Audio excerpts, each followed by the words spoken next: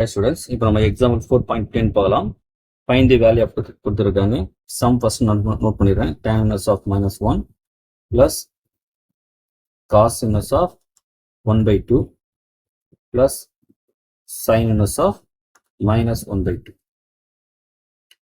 First நமக்கு வந்து ஒரு வேல்யூ ஃபைண்ட் பண்ணிடலாம். சரிங்களா? ரொம்ப ஈஸியாக இதெல்லாம் ஒன்றும் இல்லை. இப்போ tan ஃபர்ஸ்ட் லெட் என்ன பண்ணலாம்? tan and xன்னு எடுத்துறேன். tan inverse tan x பக்கம் ஆகும், tan x ஆகுமா -1 மைனஸ் அப்போ நமக்கு tan π/4. சரிங்களா? நமக்கு -tan வந்து என்ன பண்ணலாம்? tan அதாவது -tan θ = tan of -θ எடுத்துலாமா? அப்போ tan of -π/4 வந்துடும்.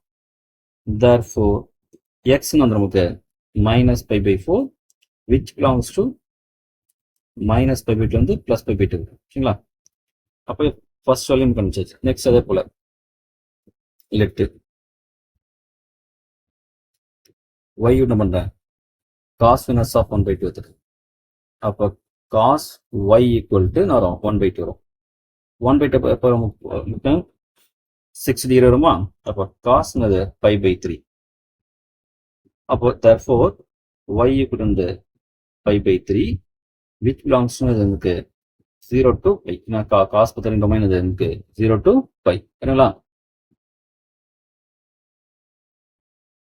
அடுத்தது let z இதெல்லாம் நமக்கு sin inverse of -1/2.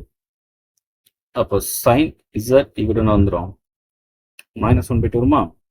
இப்போ sin 1/2 நமக்கு 30 டிகிரி தானே? இப்போ π/6 வந்துடும். sin θ இருந்தது sin of -θ வருமா?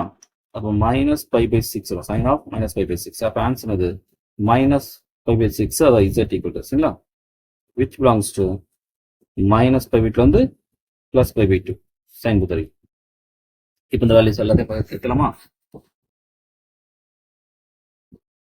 tan inverse of -1 plus cos inverse of 1/2 plus sin inverse of -1/2 equal to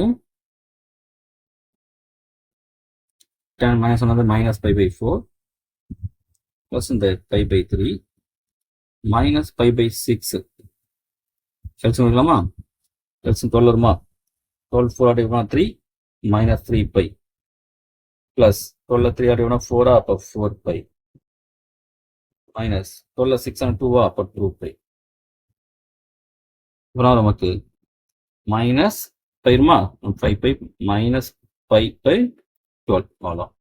இதான் நமக்கு ஆன்சர். ரொம்ப ஈஸியாக சம் தான் இல்லையா?